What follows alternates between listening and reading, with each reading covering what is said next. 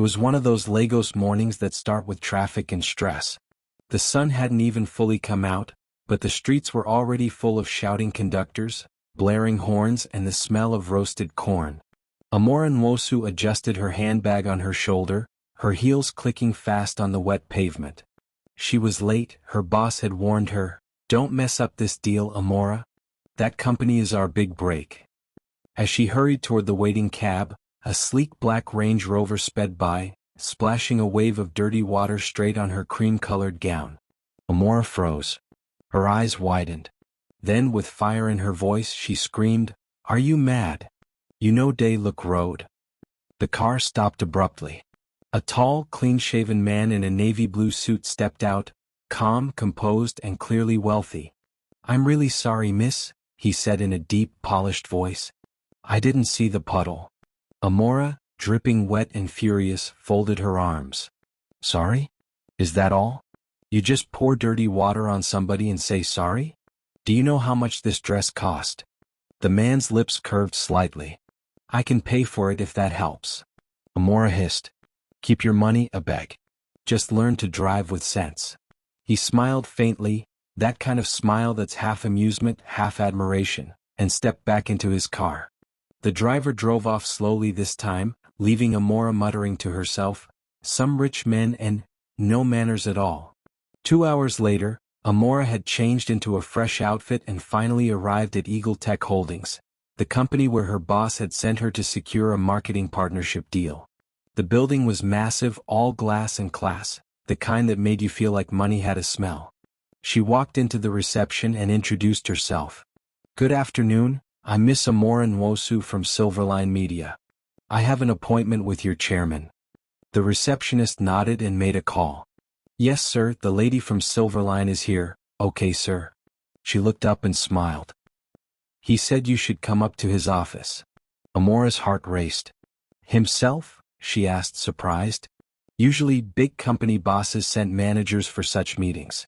She took the elevator up, fixed her hair in the mirror and whispered, "Gotta beg, let this deal go well." When she stepped into the office, her legs almost gave way. Sitting behind the wide mahogany desk was the same man, the one who had splashed her with dirty water that morning. Amora's eyes widened. He looked up, recognized her instantly, and smiled slowly. "Oh," he said, leaning back in his chair, "we meet again." Amora gasped, embarrassed. "Sir, I didn't know you were the one." He chuckled. "I guess fate wanted us to meet twice in one day." The meeting began, but Amora could barely focus. His deep voice, his calm confidence, the way he looked at her, it was distracting. Still, she managed to present her pitch perfectly, showing slides, figures, and statistics with professionalism.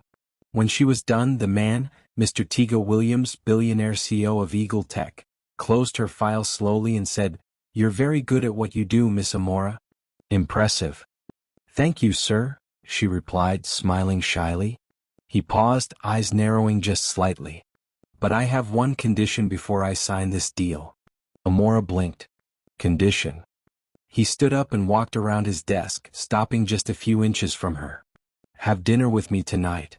Amora's breath caught. "Sir?" Tiga smiled. "Relax. It's just dinner. No business talk, no pressure. Just two people getting to know each other." Amora hesitated. "This is highly unprofessional." He raised a brow. "Maybe. But sometimes the best deals aren't signed on paper.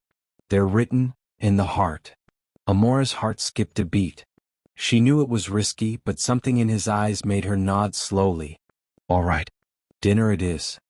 That evening at the Pearl Lounge, Tiga arrived before her.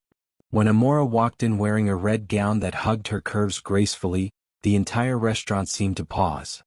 His eyes followed her every step. "You look breathtaking," he said quietly. Amora smiled, blushing slightly. "You don't look bad yourself, sir." "Call me Tiga," he replied, pouring her wine. The night was filled with laughter, teasing, and deep conversations. Tiga told her about his lonely childhood, how success never filled the emptiness he felt. Amora shared her heartbreak stories, how love always slipped away from her like sand through fingers. By the time dessert came, their hearts had melted. Tiga reached across the table, gently taking her hand. Maybe, he said softly, you and I were meant to fill the spaces we both have. Amora looked at him, her heart whispering yes, even though her mind warned her no. Days turned into weeks. Their meetings became more frequent, some official, most not. Gossip began to spread in the office, but Amora didn't care. She was falling for him. One evening, as they stood on the balcony of his mansion overlooking the city lights, Tiga turned to her. You know, Amora, he said, you changed something in me. I used to think life was just business. But you make me feel alive. Amora's eyes softened. And you make me believe love still exists. He smiled. Then let's make this deal permanent. He pulled out a small velvet box. Her heart stopped as he opened it to reveal a diamond ring. Tears filled her eyes. Tiga? He knelt, his voice steady. Marry me, Amora.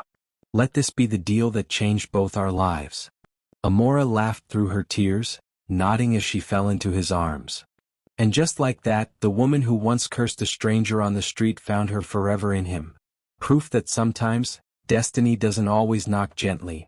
Sometimes it splashes you with dirty water first.